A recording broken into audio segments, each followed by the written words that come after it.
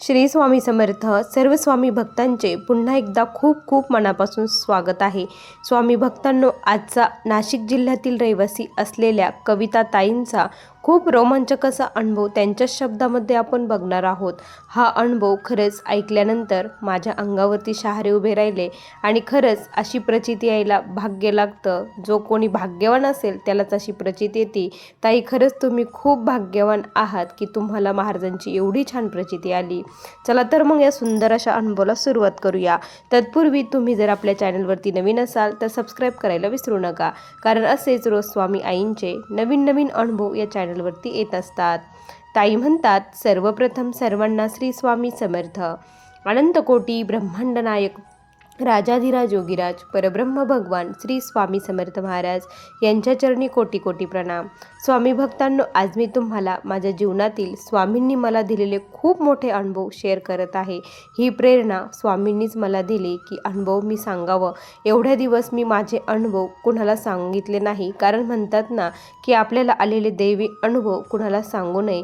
पण महाराजांची मी जेव्हा अनुभव ऐकत होते त्यावेळेस मला मनातून एक आवाज आला की माझे अनुभव मी देखील सांगावे, म्हणून हाच मी अनुभव सांगत आहे.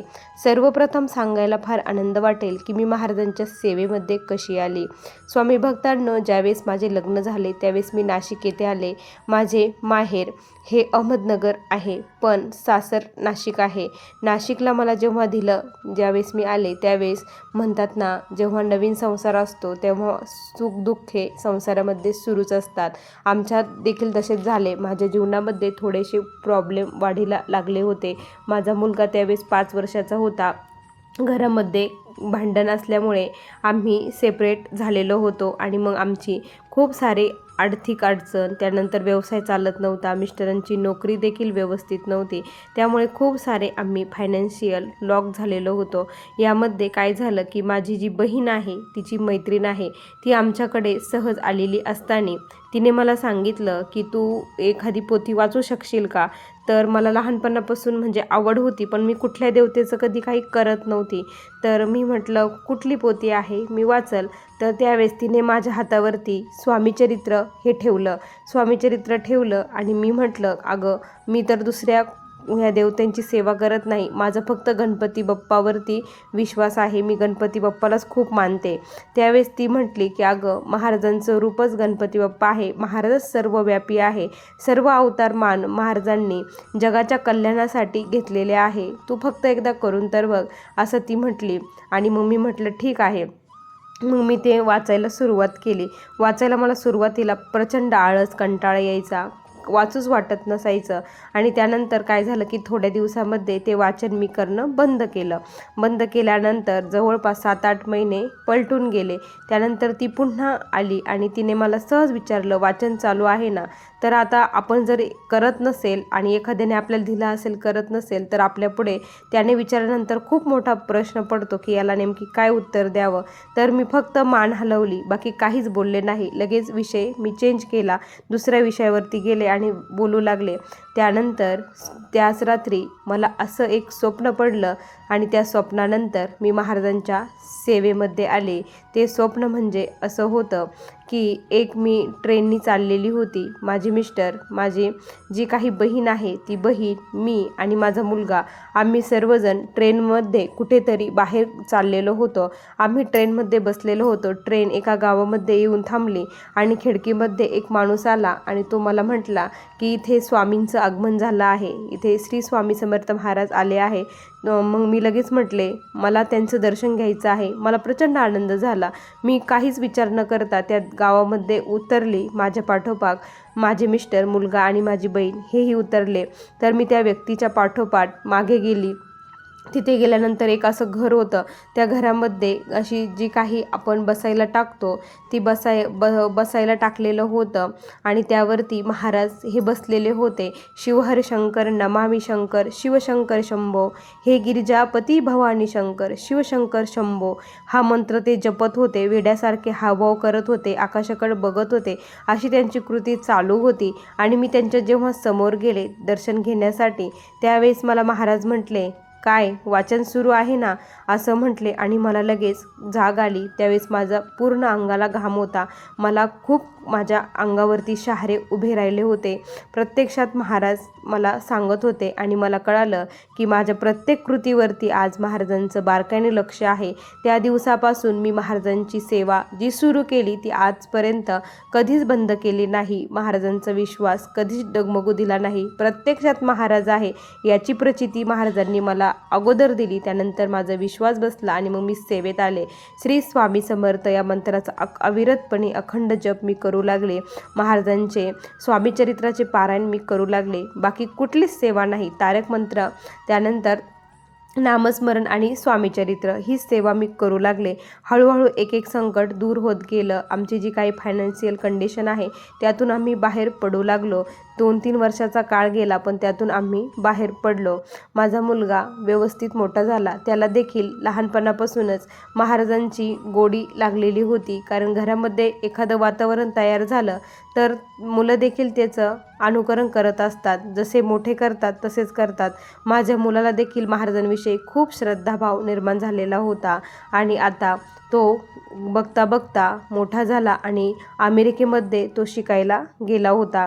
अमेरिकेमध्ये शिक्षण होऊन तो तिथे जॉबला लागला. आम्ही त्याचं लग्न महाराजांच्या कृपेने खूप थाटामाटामध्ये आत्ता 2024ला ते लग्न आम्ही केलं. महाराजांच्या कृपेने खूप छान लग्न वगैरे पार पडलं. सर्व व्यवस्थित झालं आणि माझ्या सुनबाई ती देखील माझ्या मुलासोबत अमेरिकेमध्ये गेली. माझे मिस्टर आणि आम्ही येथेच राहतो. ते दोघे तिकडे राहतात. आत्ताचा जो प्रसंग आहे तो प्रसंग मी तुम्हाला सांगते. हा प्रसंग मी कधीच विसरू शकणार नाही. असा प्रसंग घडला आणि महाराजांनी त्यामध्ये मला अशी साथ दिली की ती साथ मी कधीच विसरू शकणार नाही. स्वामी भक्तांनो, असं झालं की माझी सुनबाई ही प्रेग्नेंट होती आणि तिला जी डॉक्टरांनी डेट दिलेली होती ती पुढची होती आणि मग तिची आई किंवा आम्ही दोघीतून एक जण तिकडे जाणार होतो. कारण इकडे आणणं ही शक्य नव्हतं. डिलेव्हरी वगैरे तिथेच करायची असं आम्ही ठरवलेलं होतं. पण काय झालं, जी डेट दिली होती त्याच्या महिनाभर अगोदर माझ्या मुलाने तिकीट बुक करण्याचा प्रयत्न केला पण आमचं काही विजा मिळतच नव्हता. आमचं तिकीट बुक होतच नव्हतं. त्यामुळे खूप सारं टेन्शन मला आलेलं होतं की काय करावं. एक तरी तिकीट बुक झालं तर एक जण जाईल असं होतं. पण काहीच नाही. 9व्या महिन्यापर्यंत तिला सर्व काम करावं लागलं आणि विशेष म्हणजे तिला हालचाल वगैरे काहीच करायची डॉक्टरांनी सांगितलेली नव्हती. तरी देखील महाराजांनी तिला साथ दिली, शक्ती दिली आणि कुठून तरी तिचं ते सर्व काही व्यवस्थित पार पडलं. पण त्यानंतर जी डेट दिली होती त्याच्या अगोदरच 8 दिवस अगोदरच माझ्या सुनेला त्रास होऊ लागला. तिला ब्लिडिंग होऊ लागलं. तिला ॲडमिट केलं. त्यावेळेस महाराजांचा एकच माझ्याकडे पर्याय होता, ते म्हणजे महाराज तुम्ही तिथे पोचताना तुम्ही तिथे गेलात की नाही मला कसं कळणार. यावेळेस तुम्ही काहीतरी संकेत द्या. प्रत्येक वेळेस काहीतरी संकेत देऊन संकटाचं निवारण करतात. यावेळेस पण काहीतरी मला संकेत पाहिजे आहे असं मी महाराजांना कळवून विनंती केली. तुम्ही तिथे जा, तिची काळजी घ्या आणि असं मी सांगितलं. त्याच वेळेस माझ्या मुलाचा कॉल आला की आई डिलेव्हरी झाली आहे, मुलगी झाली. असं म्हटल्यानंतर आता काय करावं, मुलगी झाली आता कसं करणार, पुढचा प्रश्न. महाराजांना सर्व काही सांगितलं. तुम्ही तिथे पोचला आहात का नाही, मुलाला विचारलं की काय रे बाबा काय आहे आणि आता कसं होणार. तर मुलगा म्हटला, आई तू काहीच टेन्शन घेऊ नको, काहीच काळजी करू नको. तिची जी मैत्रीण होती ती मैत्रीण म्हणजे आईसारखीच बहिणीसारखीच ती माया तिला करत होती आणि त्यावेळेस नेमकी तिचा संपर्क झाला आणि ती तिथे आली. तिच्या रूपामध्ये महाराजांनी मदत केली. जणू काय महाराजच तिच्या रूपामध्ये पोचले. तिला तिथे पोचवलं. ती म्हणत होती 2 दिवसापासून मला वाटत होतं की मी यावं पण काय माहिती आतून एक मला आवाज येत होता की तिथे जावं आणि आज बघ आले तर माझी गरज झाली. त्यानंतर ती माझी जी काही तिची मैत्रीण आहे ती तिथेच राहिली 1 महिनाभर. त्यानंतर 1 महिन्यानंतर तिची जी आई आहे माझ्या सुनबाईची त्या आईचं तिथे जाणं झालं. पण 1 महिन्यापर्यंत तिने जे काही सांभाळ केला तो सांभाळ कोणीही करू शकणार नाही. ही बुद्धी तिला महाराजांनीच दिली. प्रत्यक्षात महाराजच तिथे गेले. त्यानंतर 1 महिन्यानंतर जेव्हा हिची आई गेली त्यावेळेस मला असं एक स्वप्न पडलं की ते स्वप्न बघून मला देखील अंगावरती शहारे आले. मी आणि माझे मिस्टर एका ठिकाणी उभे होतो. तिथे नदी होती. नदीचं एका कडेला मी आणि माझे मिस्टर उभे होते, दुसरीकडेला महाराज उभे होते. त्यांच्या हातामध्ये एक कमंडलू होता, एक काठी होती. त्यांनी लंगोट घातलेलं होतं, पूर्णपणे उघडे होते आणि महाराज आता इकडे येण्याचा प्रयत्न करत होते. महाराज त्या पाण्यावरती हे टाकत होते, फुलं टाकत होते आणि त्या फुलावरती पाय ठेवून महाराज आमच्याकडे येत होते. आणि असं स्वप्न पडलं. त्यानंतर मला कळालं की महाराज मला या स्वप्नातून सांगत आहे की मी तिथे गेलो होतो अमेरिकेला आणि आता मी सर्व काही व्यवस्थित सुखरूप तिथे करून दिलं आणि आता मी पुन्हा माघारी येत आहे. या स्वप्नाचा अर्थ मला कळाला आणि मी खूप भरून पावल्यासारखी झाली की खरंच महाराज क्षणोक्षणी माझी मदत करतात आणि त्यांना हाक दिली तर त्या हाकेला धावून देतात. हा सर्वात मोठा अनुभव आम्हाला आला. आत्ताचा लेटेस्ट 2026चा अनुभव मी तुम्हाला सांगते स्वामी भक्तांनो. सर्व काही सेटल वगैरे झालं. आमचं जे जुनं घर होतं ते आम्ही रेंटने दिलं. त्यानंतर जागा घेऊन आम्ही घर बांधलं. खूप मोठी वास्तू महाराजांच्या कृपेने आम्ही बांधली. आम्ही जिथे राहतो तिथे जवळच महाराजांचा मठ आहे. मठामध्ये जाणं येणं तर कंटिन्यू राहतं. आम्ही ही वास्तू बांधली. आता वास्तुशांती करायची होती. वास्तुशांतीच्या आम्ही पत्रिका वगैरे सर्व काही छापल्या, पत्रिका वगैरे छापल्या आणि त्यानंतर सर्वप्रथम पत्रिका ही आपण अक्कलकोटला महाराजांना देऊया अशी मनापासून तळमळ होती, इच्छा होती. मिस्टरांना सांगितलं की आपण पहिली पत्रिका महाराजांना देऊया, स्वामींच्या कृपेने हे सर्व काही झालेलं आहे. तर स्वामी महाराज म्हटले, माझे मिस्टर म्हटले ठीक आहे, आपण अक्कलकोटला सर्वप्रथम पत्रिका देऊ, त्यानंतर आपण सर्वांना पत्रिका वाटून टाकूया असं मिस्टर म्हटले. आणि आमचा जाण्याचा योग ठरला. फेब्रुवारी महिना होता. त्या महिन्यामध्ये वार होता गुरुवारचा. त्या दिवशी आम्ही पहाटेच घरून निघलो आणि पत्रिका वगैरे घेतली, सर्व घेतलं. महाराजांसाठी बेसनाचे लाडू बनवून घेतले. आम्ही अक्कलकोटमध्ये पोचलो. तिथे पोचल्यानंतर मला खूप रडायला येत होतं की महाराज मी आली आहे, तुम्ही बोलवलं आहे, तुमच्या दर्शनाला आली, आता तुम्हाला माझ्या घरी यायचं आहे. वास्तुशांतीचा कार्यक्रम आहे आणि या कार्यक्रमाला तुम्हाला उपस्थिती लावायची आहे. कुठल्या ना कुठल्या रूपामध्ये तुम्हाला येऊन आमच्या घरी यायचंच आहे अशी आग्रहाचं आमंत्रण स्वामींना दिलं. पत्रिका दिली. त्यानंतर तिथे बेसनाचे लाडू दिले. त्या पुजाऱ्याने देखील लाडू घेतले प्रसाद म्हणून. त्यानंतर सर्वांना तिथे वाटला. आणि जेव्हा मी तिथे नामस्मरण करत होती त्यावेळेस जे वटवृक्ष आहे त्या वटवृक्षाचं पान माझ्यासमोर येऊन पडलं आणि स्वामींनी जणू काय होकार दिला असं मला जाणवलं की स्वामी येणार आहे. हा भाव माझ्या मनात जागृत झाला. या वटवृक्षाच्या पानातून स्वामींनी होकार दिला. मिस्टरांना सांगितलं. मिस्टरांनाही फार आनंद झाला. त्यानंतर आम्ही घरी आलो. त्यानंतर सर्वांना पत्रिका वगैरे सेंड केल्या, पत्रिका वगैरे दिल्या आणि त्यानंतर आता कार्यक्रम जवळ येत होता. सर्व काही तयारी घरामध्ये चालू होती. खूप सारे पाहुणे घरी आले होते. वास्तुशांतीचा दिवस उगवला आणि त्या दिवशी खूप सारे पाहुणे वगैरे होते. शांती चालू होती. आम्ही पूजेसाठी बसलेलो होतो. खूप छान जेवण देखील महाराजांच्या कृपेने आम्ही केलं. सर्वजण जेवण करून जात होते. सर्वजण येत होते, सर्व बघत होते. त्यानंतर स्वामी भक्तांनो जेव्हा सर्व काही व्यवस्थित पार पडलं, संध्याकाळची वेळ होती, आम्ही सर्वजण घरातच होतो आणि मग मी म्हटलं की चला आता आवरावरी करूया, कारण घरामध्ये प्रचंड हे झालेलं होतं, पसारा झालेला होता. मग आम्ही पसारा आवरण्यासाठी घेतलं. त्या क्षणी मला असं काही दिसलं की ते दृश्य बघून माझ्या डोळ्यावर माझाच विश्वास बसत नव्हता की हे शक्य आहे का. महाराजांचा खूप तेजस्वी फोटो, तो फोटो आमच्या देवघरापुढे ठेवलेला होता. हा फोटो कोणी ठेवला, काय ठेवला काहीच माहीत नव्हतं. त्या फोटोसमोर पेढ्याचा एक बॉक्स देखील होता आणि तो फोटो कोणी ठेवला खूप विचारपूस केली की कोणी ठेवला, कुठून आला, काय आला. सर्वांना विचारलं. म्हटलं कोणीतरी गिफ्ट सप्रेम भेट आणला असेल, पण आणला आहे तर मग पॅकिंग असतो तर आपल्याकडे ते देतात असं असतं, पण हा डायरेक्टच देवघरामध्ये कोणी ठेवला, आपल्या देवघरामध्ये नेऊन. त्याच्यावरती नाव गाव काहीच नव्हतं. मग आम्ही बघितलं. त्या फोटोच्या दुसऱ्या दिवशी मी जेव्हा पूजा करत होते मला आनंद झालाच होता फार आम्हाला.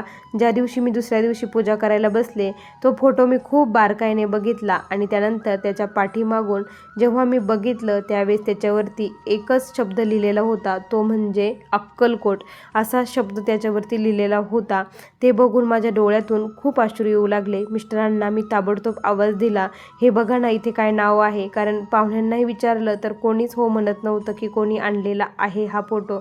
आणि त्यावेळेस मग आम्हाला क्लिक झालं की आपण कळवळून महाराजांना विनंती केली होती की तुम्ही हजेरी लावायची, तुम्ही यायचं. आणि खरंच महाराज आले होते. हे कळल्यानंतर कुणाच्या रूपात आले, कसे आले काहीच माहीत नाही, पण हा दिव्य भेट देऊन आपल्याला गेले हे बघून मला खूप आनंद झाला. तो फोटो आज देखील माझ्या घरामध्ये इथेच आहे. ही प्रचिती मी कधीच विसरू शकणार नाही. आपण जर एखादी इच्छा मनापासून स्वामींकडे मागितली, स्वामींकडे काहीतरी मागितलं आणि स्वामीने ते पूर्ण केलं नाही असं कधीच झालं नाही. प्रत्येक भक्ताच्या मनातील इच्छा पूर्ण करण्यासाठीच हे ब्रह्मांडाचे नायक बसलेले आहे. फक्त तेवढी तळमळ आपली पाहिजे. स्वामी भक्तांनो, हे माझे सर्वात मोठे अनुभव. असे तर खूप छोटे मोठे खूप सारे अनुभव क्षणोक्षणी महाराजांनी दिलेले आहे, पण हे अनुभव असे आहेत की ते मी कधीच विसरू शकणार नाही. आज देखील हे अनुभव सांगताना डोळ्यातून नकळतपणे अश्रू आले आणि मी तो आनंद पुन्हा एकदा मी अनुभवला. तो आनंद, तेच क्षण माझ्या जीवनामध्ये पुन्हा घडल्यासारखं मला जाणवलं. खरंच खूप छान वाटतं जेव्हा मी अनुभव शेअर केला, तेव्हा माझं मन मोकळं झाल्यासारखं वाटतं आणि महाराजांची खूप भक्ती भावाने श्रद्धा करावी अशी इच्छा पुन्हा एकदा मनामध्ये दृढ झाली आणि खूप सेवा करावी अशी इच्छा झाली. असा मला आलेला हे स्वामींचे अनुभव होते. श्री स्वामी समर्थ. बघा स्वामी भक्तांनो, किती सुंदर अनुभव आहे हे अनुभव तुम्हाला कसे वाटले नक्की कमेंटमध्ये कळवा. पुन्हा भेटूया अशाच सुंदर अनुभवासोबत. तोपर्यंत सर्व स्वामी भक्तांना श्री स्वामी समर्थ. जय जय स्वामी समर्थ. श्री गुरुदेव दत्त.